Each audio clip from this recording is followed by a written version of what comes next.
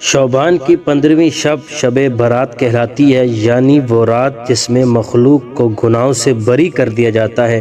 تقریباً 10 صحابہ کرام سے اس رات کے متعلق احادیث منقول ہیں۔ حضرت عائشہ صدیقہ رضی اللہ تعالی عنہا فرماتی ہیں، شعبان کی 15ویں شب کو میں نے نبی کریم صلی اللہ علیہ وآلہ وسلم کو اپنی آرام گاہ پر موجود نہ پایا تو تلاش میں نکلی،